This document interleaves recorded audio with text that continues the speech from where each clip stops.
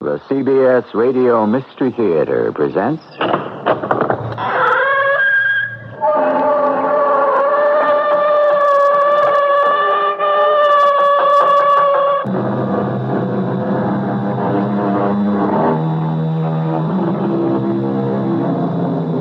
Come in. Welcome. I'm E.G. Marshall. Today, an account of an unusual method of solving crime. The psychic method. What it is and what it isn't, you'll soon find out. Crime has been in our history since the beginning of recorded time. Adam and Eve broke the law of the Garden of Eden, and not many pages later, Cain slew Abel.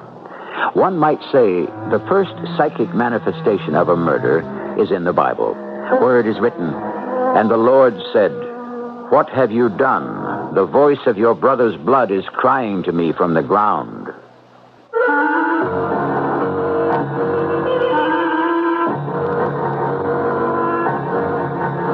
Our mystery drama, The Devil's Bargain, adapted from a story by Guy Boothie, was written especially for the Mystery Theater by James Agate Jr.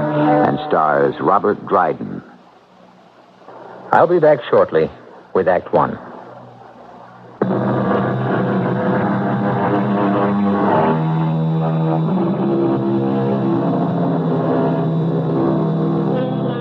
He had solved them all. The disappearance of the Mona Lisa from the Louvre, the Fort Knox hijacking, $1 million in gold bars that never reached their destination, the theft of the historic crown jewels in the Tower of London. In each case, Otto Glaser undertook the task of finding the stolen valuables. And in each case, through much heralded psychic means, he eventually led the police to their reward. His fees were astronomically high, but since what he regained was priceless, no individual, insurance company, or nation felt defrauded. But let Otto Glaser speak for himself. So much had been said and written about my supernormal powers, some of it exaggerated, some true, that perhaps I'd become complacent, careless. And as a result, the way this case ended was quite a shock to me. It began at Heathrow Airport, London, on a Monday morning, when a distinguished son of the British nobility came to meet a no less distinguished son of the Arab nobility. Sheikh Maraki, welcome to England. Oh, Lord Carnarvon, to what do I owe the pleasure of your company? I'm merely returning your hospitality when I came to Tehran last spring for the OPEC conference. To mingle friendships far is mingling bloods, as your immortal Englishman William Shakespeare has said. Now I remember. You're still at it, quoting the bard. Practically every time we talked in Tehran. Well, even in my country, we recognize his poetic supremacy, Lord Carnarvon. I suppose you find our new airport quite a change from what it used to be. Oh, yes. So many billboards advertising products I am unfamiliar with. Here, for instance, along this wall, what is Otto Glaser, no problem, too small? That's quite a story. Is he a doctor, lawyer, or mind reader? You've come very close, Sheikh Maraki. This Glaser chap is rather a combination of all three. Shall we go? He certainly believes in advertising. Oh, please, do lead the way. My car is just outside these doors. Allow me to escort you to your new home.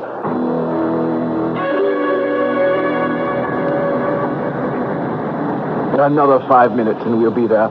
I meant to ask you, Sheikh Maraki, how did you happen to find a house to rent in such an excellent neighborhood? I had an agent here. I understand the house had been vacant for some time. I have wanted to live in London since I was at school at Oxford. Oh, we are turning into your street. I shouldn't look out of your window. Why not? Oh, dear me, no. A whole line of those dreadful posters advertising this Glaser person. Oh, you were going to tell me who he was? Otto Glaser is probably the most prominent psychic detective in the world. He can find almost any stolen object that baffles the police. He's had amazing success. Better than your Scotland Yard? I've never known Glaser to fail. He says he's an authentic psychic. You come to his house, He listens to you behind the screen, and he'll tell you how to go about finding what's stolen. Why behind the screen? Oh, very few have ever seen him or know what he looks like. He's a master at changing his voice and disguising his entire appearance. This is it, Sheikh Maraki. Oh, Allah be praised. There is one of those posters on the front door next to mine. I regret it, but this auto glazer just happens to be your next-door neighbor. Welcome home, Otto. Oh, I love you in the Sheikh's outfit. You look marvelous. I've got a splitting headache. It's this darn headdress the Arabs wear. Oh, what a trip. Let me hear how you sound as an Arab. All right, like this. I am Sheikh Maraki. Pleased to make your acquaintance. Wonderful, Otto. You sound just like you look. I think I prefer you as an Arab Sheikh. Oh, so the trip was horrible. Unbelievable. The flight was late. Then I had to hide in the lavatory at the airport and change into this Sheikh's outfit. Then flying back to London with this tight headpiece. It better be worth it. But you wore an Arab headdress during the OPEC conference last spring. I detested that costume then also. But when one pretends to be a potentate, to lay a trap for an Englishman, one can't be choosy about the bait. Ancient Arab proverb. Now, Marissa, help me get out of this tent. It's 20 to 12, and if I don't hurry, my clients will become impatient. Yes, Sheikh Maraki and I, Otto Glazer, were one and the same. Now, Marissa, you should know, was no ordinary assistant, but the daughter of the great Marvello, that extraordinary magician and escape artist who had a little run-in with the law, from which I rescued him. When Marvello retired comfortably, out of gratitude, Marissa became my assistant. Quite a clever and dedicated young lady. In 3 minutes and 30 seconds, I had changed to my tweeds, a distinguished false moustache, and matching gray wig. Come along there, Marissa. Open the wardrobe door. Well, go on. The key keeps turning, but doesn't catch. Well, are you sure you have the right key? Of course I'm sure. This is the key for the wardrobe that we always use. It just doesn't catch. This whole operation breaks apart because I can't get through this secret door to the adjoining house. I can't believe it. Well, I am trying. I have your father build me this wardrobe right up against the wall and a matching wardrobe in the adjoining house on the same floor against the same wall. It's supposed to be foolproof, so I can get from one house to the other with nobody knowing. No need to get nasty, Otto. Here. Do you want to try the key? Now, look, I have clients waiting on the other side of this wall. Wait, I've got it. There, you see. All you need is a little patience. I've opened it. Well, you'd better get your father on the phone and find out why I can't rely on his lock. In 2 hours, I'll have seen all my 15-minute cheapy clients, and I'll want to get back here through this hidden door. What if I can't open it from the other side? Well, then why not walk out of Otto Glazer's front door, make a sharp right, and go into the front door of this house? They're both yours. Well, I know that, and you know that, but I don't want anyone else in London to know that.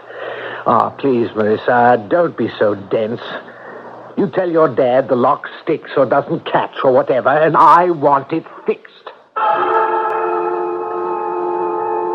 Oh, what an exquisite dining room, Lady Carnovan. Authentic Georgian of the period, as a matter of fact. I simply can't begin to tell you how pleased we are you joined us for dinner on your first night in London, Sheikh Maraki. I was equally pleased to find your husband at the airport this morning. Oh, he's done nothing but talk about you since he came home from Tehran in April.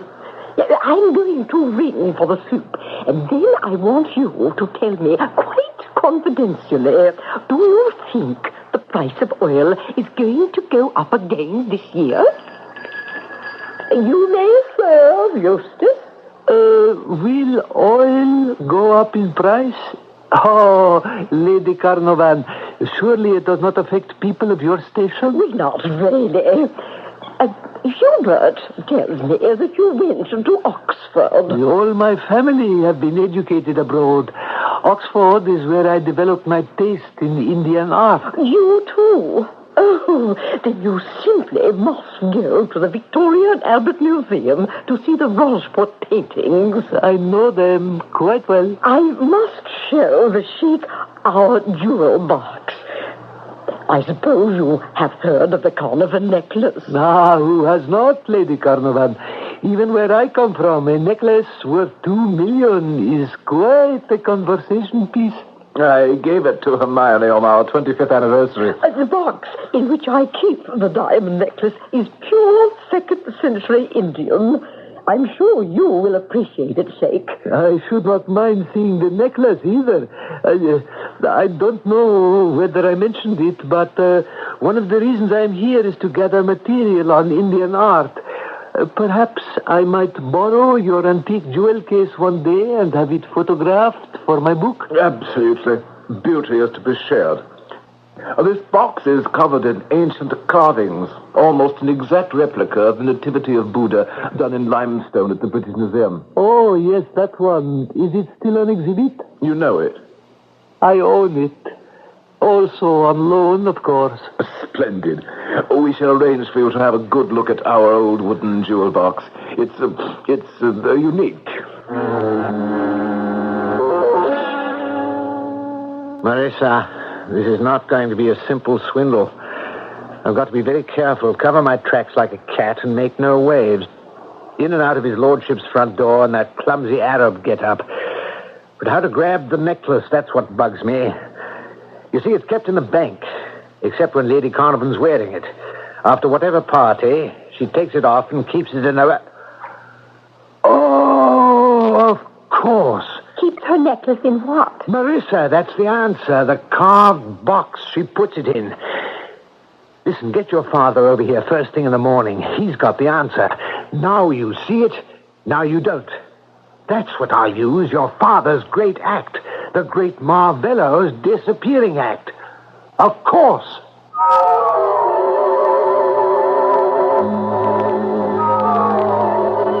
At least we know who is who and what is what. That Sheik Maraki is one of Otto Glazer's disguises. That this so-called psychic actually engineers thefts. And then by pretending paranormal abilities, hands back what he's already stolen. What trickery, duplicity, hanky-panky. I could go on, but sticks and stones won't break this artful dodger's bones. What will? What does? Join me in here when I return shortly with Act 2.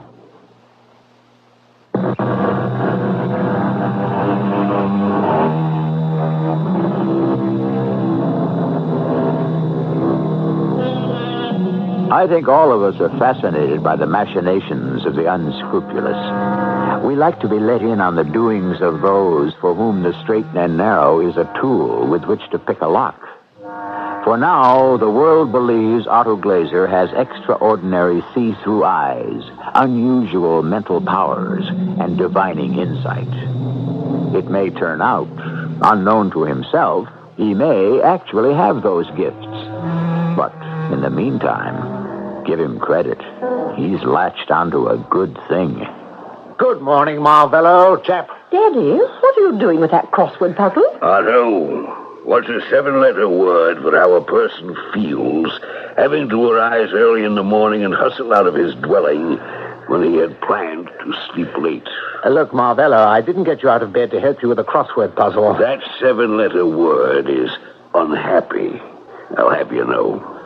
I am unhappy that my morning rest is disturbed by a psychic chiseler. Now, come off it, you old fraud. Would you be unhappy to make 50,000? Yes. 75,000? Definitely not interested. Supposing your cut was 100,000? Not so definitely not interested. 150,000? Cash on the barrelhead? Let's say 1 week after you deliver. Daddy, we don't want you to be unhappy. 175,000, that's my final offer. No, it isn't. You need me. Make it 2. and my unhappiness will vanish. Done. What's the scam? The Carnarvon necklace. Why, you conniving con, that's worth $2 million, maybe more. The insurance company won't cough up at 50% of the value. And all you're giving me is $200,000. Take it or leave it, Marvello. I'll take it. All right. We have 3 options to lift the diamonds. 1, when Lady Carnarvon is wearing the necklace at some ball or dinner party, snatch them. But the hue and cry, you'd never get away. No, that's not good. I agree. Option 2, when the old gal takes it off at night. However, it goes immediately into a carved box, which is put into his lordship's wall safe to spend the night. The Doberman pinchers are let loose, and in the morning the bank's armored car picks up the box and takes it to the vault. Which leaves us with the 3rd and last option. Which is? Marvello, do you remember your now you see it, now you don't routine? You mean the disappearing donkey trick when I used to put a donkey into a box stall and presto, change your row and behold, no donkey? Yes. Tell you what I have in mind.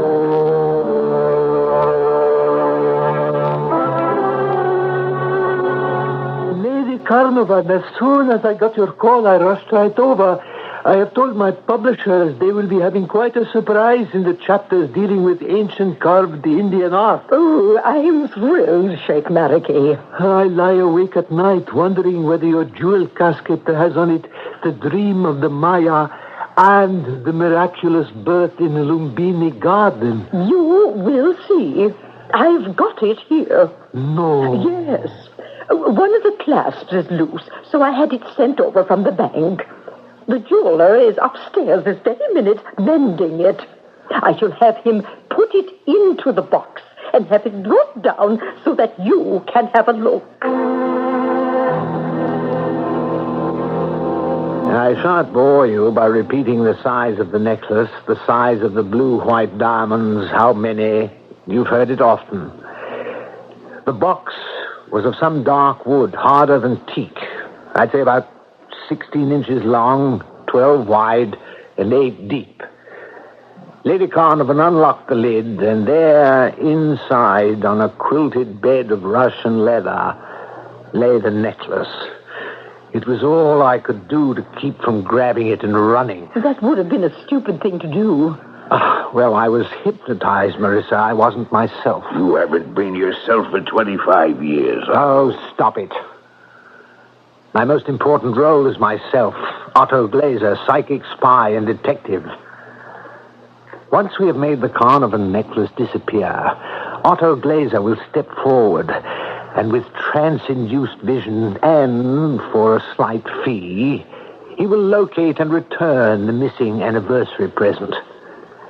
Marvello, you will take up residence here until the job is done. To start you off, Lady Carnarvon permitted me to make some measurements of the jewel box inside and out.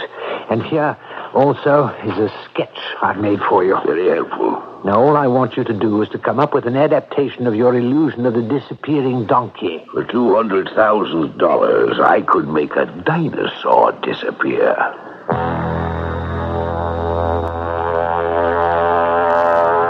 Why did you send for me, Lady Carnarvon? Sheikh, do you remember a few days ago you were admiring the workmanship of my jewel box?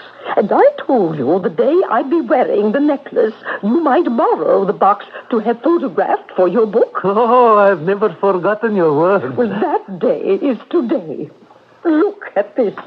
A note from the Queen's equerry requesting the pleasure of the company of Lord and Lady Carnarvon for dinner at Buckingham Palace. Oh, congratulations. When is the night? Tonight. Oh. So I've had the necklace sent over from the vault. Here is the box. I am overcome. Go on, take it. It won't bite you. I've only one request, and that is, may I please have it back before the day is over? Oh, absolutely. Yes, you see, when I return from the palace tonight, I place my necklace inside. The box goes right into Hubert's wall safe. We let the dogs loose to patrol the grounds, and in the morning, the armored bank car fetches it. You shall have the box back today without fail. Marvello, here's the box. There. Can you do it? Push it across the table. How's it open, Otto? Oh, here's the key. Tell you what I'm going to do. I'll refit the inside, placing springs between the side panels and the lining. Those will be geared to the lock so that when the key is turned, the springs relax. It's exactly the same principle I used making the donkey disappear in a 4x6 foot stall. Only here... Save it, Marvello. Don't tell me how. Just tell me if and when. We have 9 hours. What ifs? What ifs? No ifs. I've already made the mechanism from the measurements you gave me. 9 hours. I can do it in 3.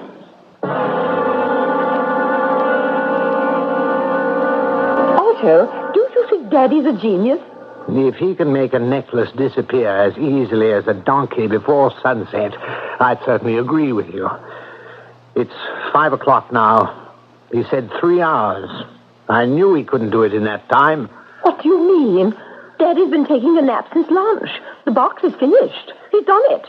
Well, didn't you know? How can I be expected to rest with all this racket going on? My dear fellow, I think this retirement has gone to your head. Don't you have something to show me? What? Show me how it works. Otto, don't scold Daddy. I am about to open this box. Will someone from the audience be good enough to step forward? I see a gentleman in a tweed suit and a gray wig, gray mustache, and gray sideburns standing over there. Will you kindly step forward, sir? That's right. Now, will you be good enough to examine this box? An extraordinary bit of workmanship, I agree. Elaborately carved outside, tastefully leather-lined inside. Now, sir, if you would be so good as to hand it back to me, and also your wristwatch. Don't worry, you'll get it back. The great Marvello only steals diamond watches. Thank you, sir, thank you. Now, please observe closely. I place your watch into this box. Close the lid. Will you be good enough to turn the little key, sir? Good. Now, I hand to you the box. Please, turn the key and unlock it. Fine, you're doing so splendidly, sir. Now, please, open the lid. What do you see inside? Your wristwatch? Oh, no. Oh, my goodness. The watch has disappeared. What? It's gone. It's gone, Marvello, you old magician. You've done it. Daddy, I knew you were a genius. Look at me. I'm shaking the box. You can't hear a thing, and nothing rattles. Nobody would know. When the key is turned, Otto, the inside quilting parts, and the object drops to a padded bottom. When the lid is opened, the sides are sprung neatly together, and the box appears empty. But it can only be done once. Well, you don't mean it's in there forever, do you? I'll show you how to take the works apart, Otto. Take out the levers and the springs, and no one will know it's been tampered with. You can do it in 30 seconds. You can do it in 30 seconds. It may take me a little longer. Now, may I have my watch back?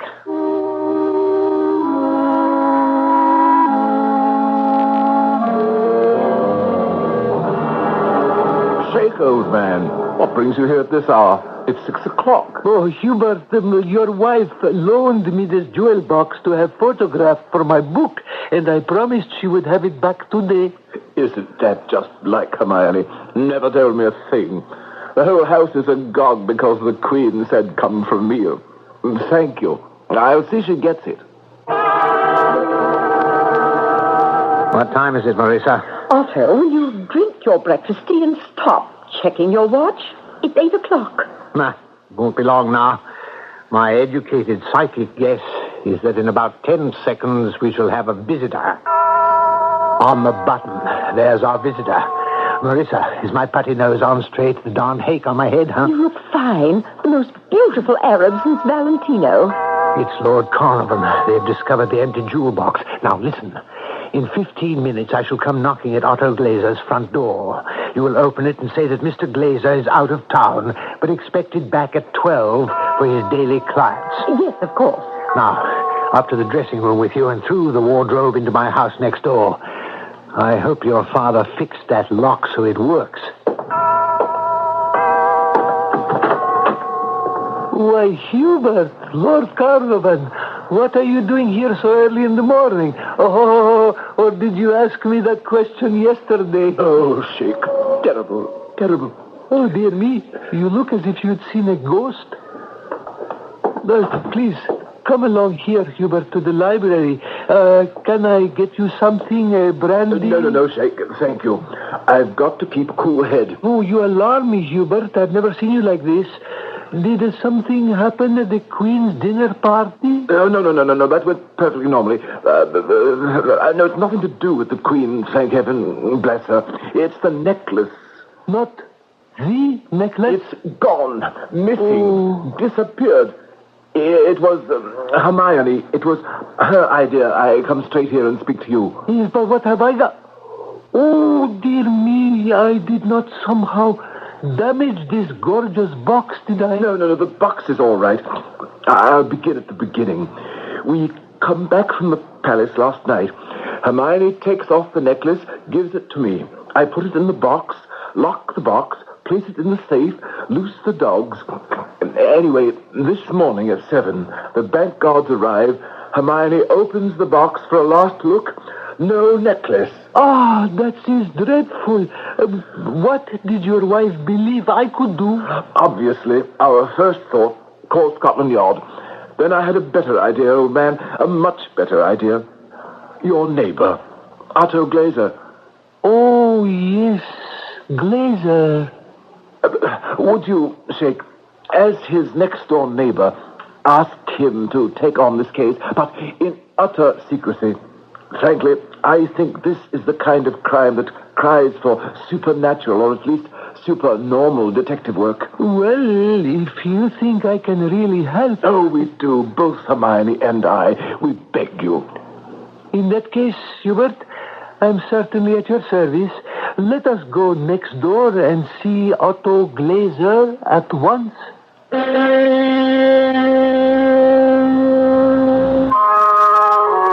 What Lord Hubert Carnarvon does not know is that the famous diamond necklace is still in his house, still inside the antique Indian jewel case. We're about to see the great Otto Glazer in action. What will he do now? He must remove two things from his lordship, the necklace and a ransom. Of course, Glazer calls it a finder's fee, but whatever you call it, it must be of sufficient size to make all the play acting and disguises worth the effort. I'll be back shortly with Act 3.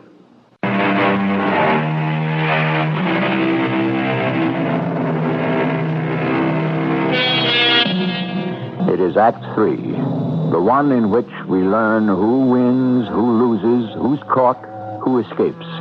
One caution. This is radio theater, not fact. So we can all take the events with a grain of salt and a smile. If you remember that, friends, you won't feel indignant if the imposter succeeds. The flim-flam man makes it. It is moments later at the front door of Otto Glazer's residence. Disguised as Sheikh Meraki, Otto Glazer presses the button of his own doorbell. I beg your pardon? What do you gentlemen want? Is Mr. Otto Glazer at home? And if he is, would you tell him Lord Carnarvon and Sheikh Meraki would like to see him? He isn't. Oh, I see. When do you expect him? At noon. Come back at 12 o'clock. No problem is too small for Mr. Glazer. whatever shall I do now? May I suggest you allow me to deal with Mr. Glazer? Oh, my dear Sheikh, would you? I will tell him what I know and persuade him to visit you this afternoon. But I'd better make sure you know it is Otto Glazer and not some charlatan who may have heard of the necklace's disappearance. I tell you what. I will give him a password. What shall it be? Something from Shakespeare? Oh, good idea. A phrase, what comes to your mind? Yeah. A diamond gone cost me 2,000 ducats. Merchant of Venice. Excellent. I'll know he's the man if he says that. Oh, this is also upsetting. I'm sure the necklace will be recovered. I am told the mind of this Otto Glaser is so penetrating, he can actually locate a real needle in a real haystack. You are Otto Glaser, sir. I am. You are Lord Carnarvon? You wish to see me? Do you have a message for me? Yes. A diamond gone cost me 2,000 ducats. Mr. Glaser, I'm delighted to meet you. Unfortunately, Lady Carnarvon cannot be here. She was quite beside herself with worry, so I have sent her off to the country with a doctor friend of mine. But I can tell you everything. You don't suspect anyone in your household, I suppose? Not a soul. This theft is such a mystery that we don't know what to think. The servants? Well, they're as innocent as I am, I'm positive. Can you remember what happened this morning when you discovered the necklace missing? The telephone rang at 7. It was the bank. The armored car would be here at 10 past. I unlocked my safe, removed the box, put it on the table of my study, and went upstairs to say good morning to my wife. I couldn't have been out of the room more than 10 minutes. My wife came down with me. The guards from the bank arrived, and then Hermione, that's my wife. She said to me, "I suppose you've looked to see if the necklace is all right." I said, "How could I? You have the key." And then? She took the key, opened the box, and the necklace was gone. I don't know if you're familiar with the way I work, Lord Carnarvon. I have a vague idea. It's called psychometry, picking up psychic vibrations from the surroundings at the scene of the crime. I shall wish to see the box first, then your safe. They are both together, the empty box and the empty safe. I'll show you. I also make it a policy to accept payment for my services in advance. The amount is 50% of the value of the item to be recovered. 50%? That's rather steep. Is the necklace insured? I'm afraid not. Even Lloyd's felt such an extravagant piece of jewelry in private hands was not insurable. Well, it's up to you to decide, Lord Carnarvon. If you feel the yard can find it before it's broken up in separate stones and sent out of the country, then, of course, you'll have it back at no cost. The police make no charge. However... It hadn't occurred to me, that possibility, the necklace being broken up and each stone sold separately. What would you say the necklace is worth? Oh, $1 million. You sure? Is that all? Well, perhaps closer to 2. Then you're aware of my fee. Suppose you don't find it. That's possible. Then you've only lost $1 million. It's your gamble, Lord Carnarvon. You wouldn't let me out of the house. I barely reached the front door when Lord Carnarvon called me back, made out a bank draft for $1 million, called his bank to verify, and led me to his open safe and the carved jewel box. I asked to be left alone. In less than a minute, I removed the necklace from the false bottom, took out the springs and levers, and put the necklace in my pocket. Half an hour later, I bid Lord Carnarvon adieu and told him he would be hearing from me. Otto, I have never seen anything like this necklace. Oh, look at it sparkle. It could light up a city. Ah, what next? Well, now it so happens the house next door to Lord Carnarvon's is up for sale. It's exactly as the block we live on, with the identical houses side by side, an entire row of them. I shall disguise myself as a retired elderly army officer, and you shall be my nurse, and you and I shall go there to make some inquiries about the house for sale.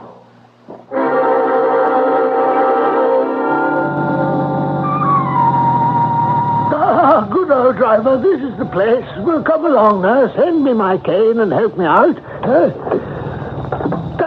Mind my injured leg, nurse. You see, Marissa, that's Lord Carnarvon's house next door. What am I supposed to do? Follow instructions and follow my lead. Yes? Colonel Riley presents his compliments. This is my nurse. I understand this house is for sale. Yes, it is. I'd be happy to show you about. There's a gentleman for you. I see you've got a napkin about your neck. Are we interrupting your dinner? Well, I was just sitting down for a bite, but I can have that later. It's only 7 o'clock. No, I wouldn't hear of it. Interfere with a man at trial time. Why don't you just let us wander about the house and, caretaker, do take these few coins as a token of my appreciation. Oh, thank you, Colonel. Thank you, sir. Do come in. Come in. Just switch on the lights in whichever room you wish to see. Now, this room, I believe, is on the same floor as Lord Carnarvon's bedroom. This is what I'm going to do. Begin by opening this window. Now, if you look out, there's quite a wide coping that runs below this window and attaches itself to an identical coping on Lord Carnarvon's house, which is smack dab against this one, right? Well, it's pretty dark out there. Just what I need not to be noticed. What I'm about to do, Marissa, is engineer a series of false clues, which later the police will believe is how the necklace was stolen. Now, I take my trusty old walking stick and I pull and pull. See? It becomes 3 times as long.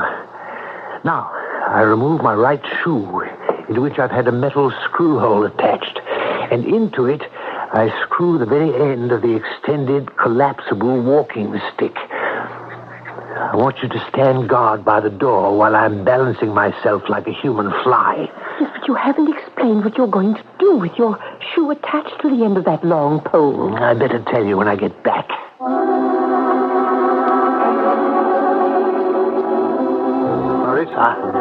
Marissa, give me a hand over the window ledge. I made it. I did it. Now quick. Pull down the window while I put my shoe back on. I'm glad that's over. I tried watching you out of the window, but it was so dark I simply couldn't see anything. I made my way along the coping and then made certain there was no one in the bedroom in which Carnarvon's butler sleeps. Then, with this telescopic walking stick and the shoe attached, I made footprints in the dust along the ledge back to where I was kneeling. That's all. That's it. How long was I gone? 5 minutes. Good. Downstairs we go. Bye-bye to the caretaker. We'll be in touch. And back to our house. Well, he's a jolly good fellow, which nobody can deny. Thank you, Marissa Marvello. I do believe I have this time pulled off a really big one. Oh, you do you? Did it all alone, eh? Daddy? He's such a big shot, this psychic faker. Where would you be if I hadn't made my disappearing donkey box? Marvello, chap, you got paid, didn't you? I still have to do my psychic act and find the necklace and bring it over to Hubert, Lord Carnarvon. You know what? I haven't even seen the darn necklace. That's right, you haven't. I'm sorry, chum. I got it right here in my pocket. My other pocket? My inside pocket? Oh, no, Otto, you didn't lose it. No. Let me think. Let me retrace my steps. What did I do when I left Carnarvon's? Ladies and gentlemen, from a final feat of legerdemain of the evening. Will you shut up, you has-been? I'm trying to think. Has-been, eh? From a final act of the evening. A drink to your health. With diamonds. Daddy, stop. Stop him. Marissa, why'd you knock my glass out of my hand? Look on the floor. Daddy had the necklace in his glass of champagne. Has-been, eh?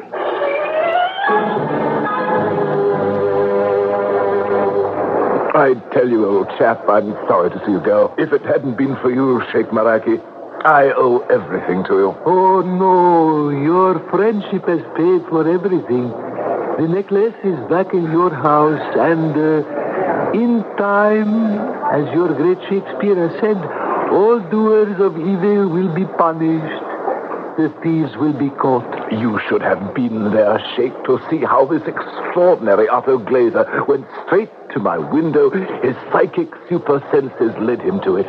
There on the ledge were footprints leading to the house next door. Amazing. Then Glazer alerted the police. They interrogated the caretaker, and sure enough, a man disguised as an army officer had gone into that house, perhaps even to pick up the necklace from a hiding place. How he did it, I don't know, but that great man returned to me the necklace this morning. Lady Carnovan must have been overjoyed. What an extraordinary man to have such psychic power. I would not like to pit my wits against his. I did, Sheikh. And I came out pretty well, if I do say so myself. How do you mean? I gave him $1 million for his fee, which he thought was half the value of the necklace. Actually, it's worth $4 million. So you see, psychic or not, to quote our old friend, I think I rather got the best of the devil's bargain. I told you at the start, perhaps I'd become too complacent, too careless. I had to face it. Oh, Lord Carnarvon had cheated me. Not only that, he'd insulted my profession. So I shall just have to steal the diamond necklace again.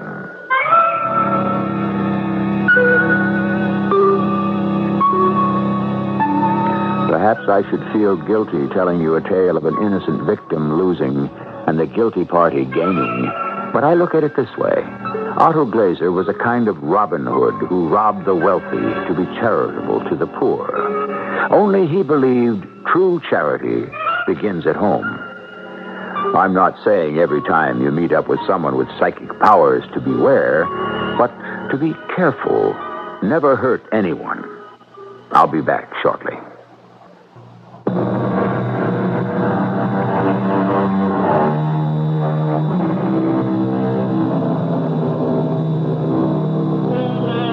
There are, of course, true psychics. Their powers have been documented, and centuries ago have even been foretold. Back to the Bard, his very last play, The Tempest, and his thoughts on the supernormal. He said, "Do not infest your mind with beating on the strangeness of this business. At picked leisure, which shall be shortly, I'll resolve to you some answers which to you shall seem probable."